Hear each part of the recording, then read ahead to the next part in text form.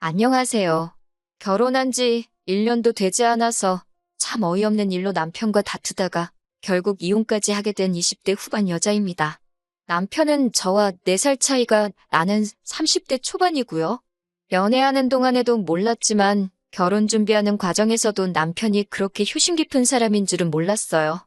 남편이 꼼꼼한 성격이기도 하고 저보다 나이도 많다 보니 연애하는 내내 웬만한 결정은 남편이 알아서 하도록 맡겼었거든요. 의견 대립하면서 다툰 적도 한 번 없어요. 쓸데없는 일로 저를 속상하게 한 적도 없고 그렇게 연애를 이어오다가 결혼까지 했는데 결혼하자마자부터 돌변해서는 호시탐탐 저를 효도하는데 부려먹을 생각만 하는 걸 참아주다가 결국 마지막 사건을 통해 이혼까지 하게 되었습니다. 결혼하자마자부터 남편의 남다른 시댁사랑 때문에 당황스러웠던 건 누구보다도 저였어요. 차라리 결혼하기 전부터 시가족들이 제일 먼저다 하는 모습을 보여줬다면 이렇게 놀라지도 않았을 테고 애초에 결혼하는 것도 다시 생각해봤을 것 같네요. 신혼여행지에서부터 보여준 모습이 적잖이 실망스러웠습니다. 처음부터는 저도 그렇게 화가 나지는 않았어요. 처음에 호텔방에 짐 풀면서 저는 가장 먼저 방 안에서 보이는 이국적인 풍경이 너무 아름답다고 했거든요. 남편도 비슷한 반응이기는 했는데 우리 엄마도 같이 오셨으면 좋았겠다 하는 거예요. 그게 잘못된 말은 아니에요. 당연히 그렇게 생각할 수 있고 그 말을 들었을 때는 그렇게 서운하지도 않았습니다. 저도 남편 말에 그렇다고 동의를 해줬고 친정 부모님도 오셨으면 좋았겠다 싶기도 했거든요. 당연히 좋은데 왔으면 부모님 생각이 날 수도 있는 법이죠. 그런데 그 정도가 너무 지나치더라고요.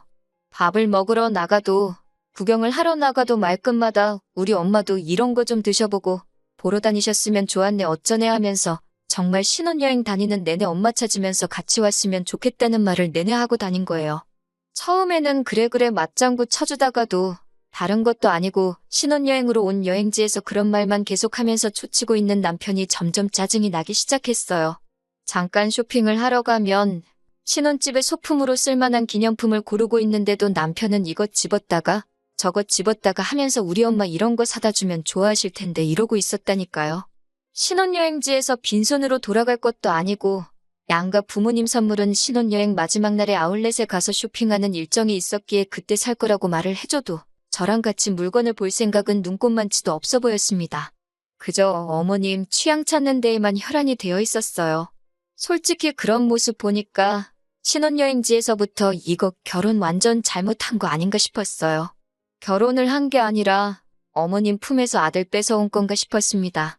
그런데 정말로 신혼여행 후에는 남편한테 확실히 한마디 해야겠다는 생각이 들 정도로 큰일이 생겼어요. 예정대로 양가 부모님께 드릴 선물을 사러 아울렛에 왔습니다. 한국이랑 다르게 명품들이 그냥 일반 매대에 덩그러니 걸려있더라고요. 도난방지택이 달려있기는 했는데 그래도 명품인데 흠집나는 게 걱정되지도 않나 싶을 정도로 마구잡이로 진열을 해놨더라고요. 아무튼 예산 안에서 최대한 좋은 선물, 그러니까 너무 싸지도 않고 퀄리티도 괜찮은 물건 건지려고 여기저기 돌아다니면서 정말 열심히 쇼핑을 하고 있었습니다. 그런데 남편이 저보고 잠깐 와보라면서 이거 우리 엄마 사주면 어떠냐며 시어머니 드릴 물건이라고 보여주더라고요. 어이가 없는 게 아울렛인데도 불구하고 가격이 400만 원이 넘는 가방이었습니다. 자기가 이것저것 다 들춰본 결과 이것보다 비싼 것은 없었다고 하는 거예요. 남편한테 우리 예산이 지금 얼마인지나 알기나 하냐고 이거 어머님 사드리면 친정부모님은 물론 아버님 선물도 아무것도 못 산다고 말해줬어요. 그러니 남편이 하는 말이 우리 아버지 선물은 열쇠고리 같은 기념품이면 된다고 하면서 대수롭지 않게 넘겨버리는 거 아니겠어요? 친정부모님 거도 포함된 예산이라고 말하지 않았느냐고 하니 친정부모님 걸 왜 사냐는 듯한 반응을 보이더라고요. 결혼할 때 우리 집에서 돈을 더 많이 했으니 당연히 장인장모님은 포기를 하시는 게 맞다는 식으로 말을 하더라고요. 남편의 그 한마디 덕분에 첫 부부싸움을 신혼여행지에서 하게 되었어요. 사실 남편 계산법도 웃긴 게 당장 결혼할 땐 남편과 시부모님이 해온 게 1억입니다. 전세금 맞춘다고 저와 친정에서 3천을 했고요. 남편은 전세금만 계산을 하고 저런 소리를 하는 거였어요. 당연히 저희 쪽에서 혼수로 2,500을 했고 결혼 후에 타고 다닐 자동차 한 대 해주셨습니다. 그것만 합쳐도 이미 남편 쪽과 금액이 똑같아졌어요. 거기에 리모델링 한다고 2천만 원 정도를 더 지출했고 손 부끄럽다고 천정어머니께서 예단으로 이미 괜찮은 가방 하나 보내드렸어요. 하나하나 콕콕 집어서 남편한테 다시 설명해줬어요. 계산이 이런데도 아직 그딴 소리가 나오냐 싶었는데 남편은 어이가 없게도 자동차는 우리가 둘 다 타고 다닐 거니까 계산을 하면 안 된다는 말도 안 되는 헛소리를 하는 겁니다. 그럼 집에서는 우리 둘 다 같이 사는 거 아니냐고, 그러면 집도 계산하면 안 되는 거 아니냐고 했더니 문은리로 집이랑 차가 같냐고 하면서 성질을 팍 내더라고요. 결국 본전도 못 찾고 선물은 제가 양가 어르신들께서 오래오래 잘 쓰실 만한 걸로 하나씩 골라 같은 금액대에 선물을 해드렸습니다. 아무튼 신혼여행지에서 이런 일이 있다 보니 저도 걱정이 되더라고요. 돌아오는 비행기에서도 고민을 많이 했어요. 아니나 다를까 귀국을 해서도 난리를 치더라고요. 신혼여행에서 돌아온 게 토요일 저녁이었습니다. 선물 살 때는 자기가 고른 거 안 사고 싸구려를 샀다면서 그렇게 싫어하더니 다음날 아침이 되니까 빨리 시댁에 가자고 하는 거예요. 아직 몇 억도 안 풀린 상태고 저나 남편이나 곧바로 다음날 출근을 해야 했었거든요. 양가 부모님께는 이미 전날에 도착했다고 잘 다녀왔다고 말씀드리고 그 다음 주쯤에 인사드리러 찾아뵙겠다고 미리 연락을 드린 상황이었는데도 선물을 빨리 드리고 싶다면서 시댁만이라도 먼저 다녀오자고 우기는 거예요. 그때 남편하고는 확실하게 단판을 짓지 않으면 안 되겠다는 생각이 들었어요. 오직 시댁, 특히 시어머니만을 위한 저 억지를 있는 대로 받아줬다가는 분명히 엄청난 부메랑이 돼서 저한테 돌아올 것을 알고 있었기 때문입니다. 한시 바삐 시댁에 가자는 남편을 불러서는 조곤조곤히 이야기를 했어요. 아직 우리 혼인신고도 올리지 않았다. 당신을 위해 시댁을 가주는 거 어렵지 않지만 여행지에서 보였던 모습과 지금 이 모습을 보니 지금 당장 혼인신고를 올리면 안 된다는 생각밖에 들지 않는다고. 그래도 기어이 시댁에 가야겠다면 말리지 않겠다고 대신 혼자 다녀오라고 했습니다. 그래도 눈치는 있는 건지 제가 심기가 많이 불편하다는 걸 깨달은 남편은 시댁에 가자고 더 조르지는 않더라고요. 그 뒤로부터 드디어 남편이 제 눈치를 보기 시작했어요. 그래서 저도 일단은 혼인신고는 좀 더 같이 살아보고 지켜본 뒤에 해야겠다는 생각이 들었습니다. 그나마 다행인 건 남편이 그런 게 어딨냐고 좀 투덜거리기는 했지만 제 의사를 존중해줬다는 거예요. 막상 약속드린 대로 그 다음 주에 시부모님을 찾아뵈었는데 선물 보고도 크게 별다른 말씀도 없으셨고 피곤할 텐데 억지로 시간 보낼 필요 없다면서 얼른 집에 들어가라고 하실 정도로 싱겁게 끝이 났었습니다. 그래도 그때부터 남편이 제 눈치를 보기 시작한 건지 아니면 언제 또 시작하려고 간을 보기 위한 건지는 모르겠지만 한동안 잠잠했어요.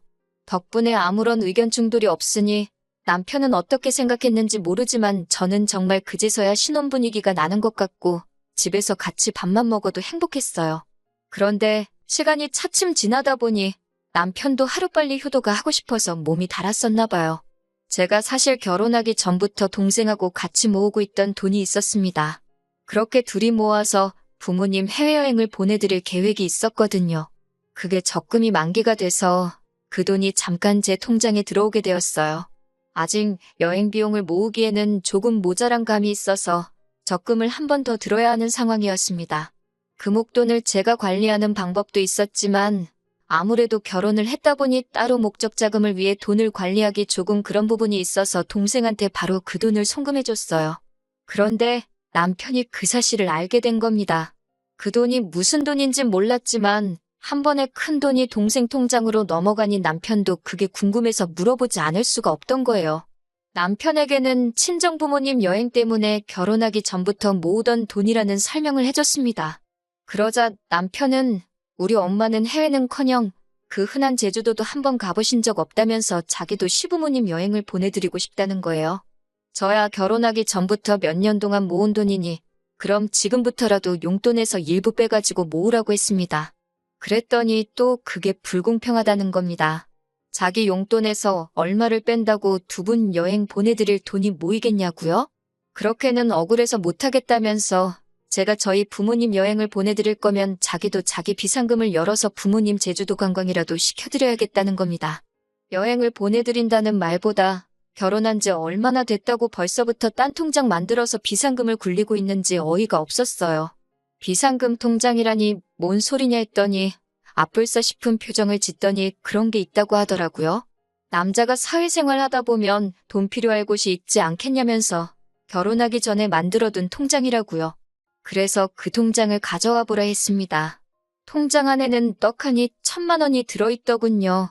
결혼할 때 솔직히 남편이 모아둔 돈이 많았던 것도 아니고 그렇게 넉넉하게 가져온 편이 아닌데다가 솔직히 저희 쪽에서 결혼할 때 조금 더 한 느낌이었는데 애초에 1,000만 원을 꽁쳐두고 자기가 쓰고 싶은데 쓰려고 했다니 어이가 없었어요. 남편은 임기응변이라고 사실 비상금이 아니라 자기도 결혼하기 전부터 부모님 여행 보내드리려고 모아놓은 돈이라고 말을 바꾸더군요. 상황이 어땠든 저 또한 남편 입장에서 제가 남편 모르게 부모님 여행 보내드릴 목돈을 가지고 있던 걸 보여준 거나 마찬가지였으니 비상금으로 생각하고 있다는 건 확실하지만 길게 더 말하지 않기로 했어요. 차라리 그 돈을 허튼 데 쓰는 것보다 시부모님 여행이나 보내드리면 그 편이 더 낫다고 생각을 했습니다. 남편은 또 제 기분 풀어준답시고 해외여행 가봐야 피자 한 쪽만 드셔도 김치를 찾으시는 분들인데 뭐가 재미있겠냐고 그 돈으로 국내 여행을 보내드리겠다 하면서 기분으로 저도 같이 데려가준다고 하는 겁니다. 진짜 듣기에도 딱 싫었어요. 시부모님 껴서 같이 여행이라니. 남편도 사실 제가 그 여행에까지 따라갈 거라고 생각은 못했을 겁니다. 하지만 제가 그 여행에 안 따라갈 수가 없었지요. 남편이 해외여행이라 말한 걸 국내 여행으로 바꿨다는 건 그만큼 여행 경비를 아끼겠다는 말이나 마찬가지잖아요. 그렇게 되면 남편은 분명히 1,000만 원이라는 비상금이 많이 남게 될 텐데 그 상황에서 남편이 또 그 돈을 은닉해버린다면 그 돈을 가지고 남편이 어디다가 어떻게 쓸지 너무 눈에 선하고 그렇지 않더라도 어디 갔다가 퇴근이라도 말없이 늦게 하거나 하는 날에는 저 혼자 집에서 전전긍긍하면서 남편을 의심하고 있을 거라는 생각이 들었거든요. 그래서 결국 울며 겨자 먹기로 그 여행을 따라가게 되었습니다. 신혼여행 때문에 얼마 남지도 않은 연차를 써서 주말을 끼고 4박 5일 여행을 다녀오기로 했어요. 그리고 여행지에서 벌어진 일 때문에 저는 결국 남편과 이혼을 결심하게 되었습니다. 남편 말대로 시부모님께서 특히 시어머니께서는 결혼 후에 어디 한번 제대로 놀러가 보신 적이 없던 것 같아요. 비행기도 처음 타보신다고 하고 이렇게 나오는 게 처음이라고 하더라고요. 그래서 많이 신이 나 보이셨습니다. 저렇게 좋아하시니 과정이 어떻게 되었든 차라리 잘 되었다 생각하고 저도 따라온 김에 마음 비우고 재미있게 놀다 올 생각이었어요. 그런데 도착하자마자 남편이 저한테 이제 어디로 가냐고 물어보는 겁니다. 알고 보니 남편은 비행기랑 숙소만 예약해놓고 일정은 하나도 알아보지 않았더라고요. 왜 안 했냐니까 그런 건 당연히 제가 알아봐야 하는 거 아니냐고 하는 겁니다. 시부모님이 계시니 크게는 말 못하고 당신 부모님 효도관광을 왜 내가 알아봐야 하냐고 작은 목소리로 따졌어요. 그러니 남편이 그런 건 보통 여자가 알아봐야 한다면서 아무것도 안 알아보고 몸만 따라온 거냐면서 아주 식충이만도 못하다고 하더라고요. 어떻게 몸만 따라올 수 있냐고 하면서 말이죠. 그렇다고 남편이 뾰족한 수가 있어 보이지가 않아서 급한 대로 제가 인터넷에 검색해서 맛집부터 찾아 식사를 먼저 했네요. 그래도 어머님이 기뻐 보이시니 그냥 그런 대로 분위기 맞춰가며 참아보기로 했어요.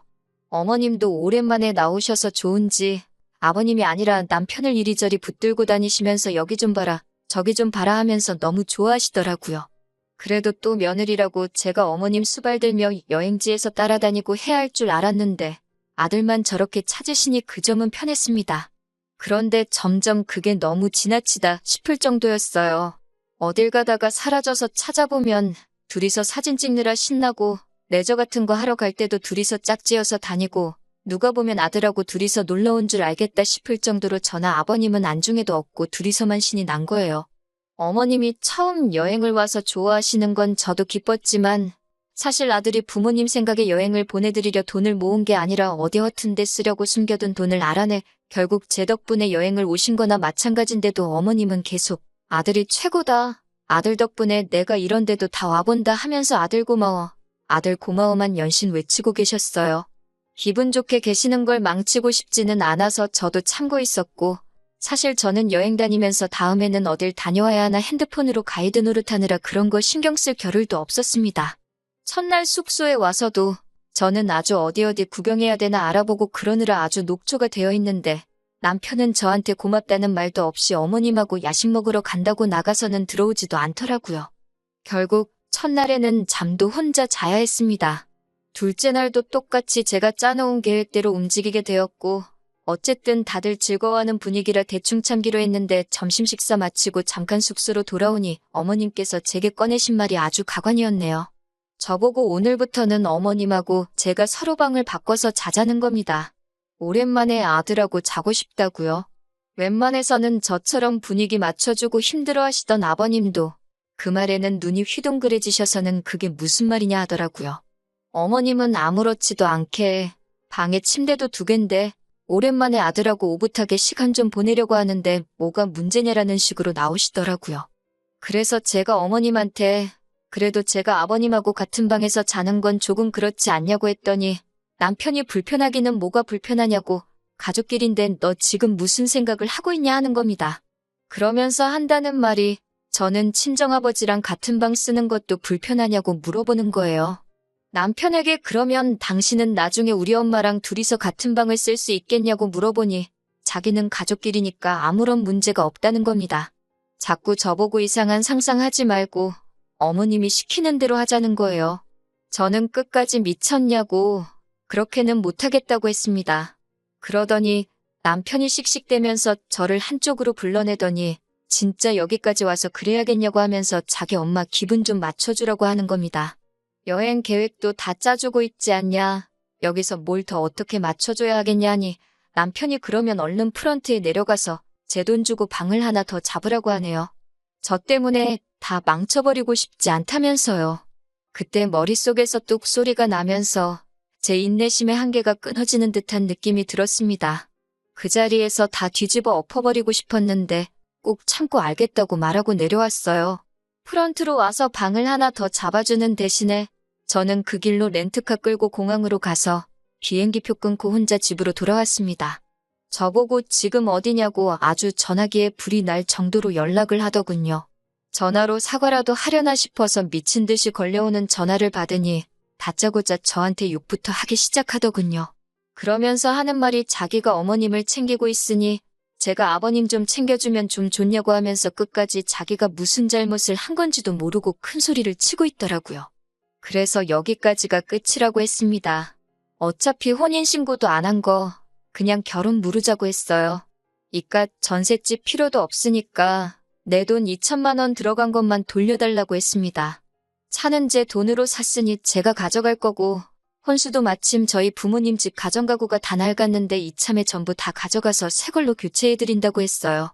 예단으로 어머님한테 가방 드린 게 있으니 그건 도로 가져가지는 않겠지만 가정가구들 가져가면서 드는 이사 비용은 다 내라고 했습니다.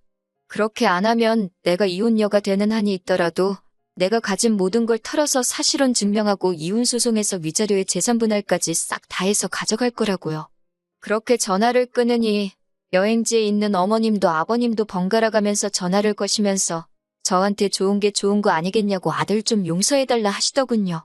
어머님께는 남편이 어머님 생각하시면서 저런 게 한두 번이 아니라고 이미 눈 감아주기에는 너무 멀리 왔다 말씀드렸어요. 어머님과 저를 사이에 두고 남편한테 선택을 강요하는 악처가 되고 싶지도 않고 어머님으로부터 아들을 뺏어오고 싶지도 않으니 도로 돌려드리겠다고 했지요. 결국 지금은 다 정리가 돼서 제가 원하는 방식으로 남편과는 갈라서게 되었습니다. 남편은 보증금 때문에 나가지도 못하고 아무것도 없는 빈집만 두고 돈이 묶여있는 상태고 저는 말씀드린 대로 가정가구며 싹 다 가지고 친정으로 돌아와 살고 있어요. 차라리 결혼 전에 자기는 엄마 없으면 죽고 못 사는 그런 사람이라고 말해줬으면 결혼이라도 다시 생각해봤을 텐데 그걸 꽁꽁 숨긴 덕분에 이런 경험까지 다 해보네요. 그나마 혼인신고를 늦게 올린 건 신의 한 수라고 생각해요. 적어도 지옥 구렁텅이에서 더 깊게 빠져들지 않고 빠져나올 수 있었으니까요. 아직 저는 젊으니까 한동안은 다시 여유를 즐기며 살아가야겠습니다. 내년쯤에는 저희 부모님 모시고 해외에도 다녀올 계획이에요.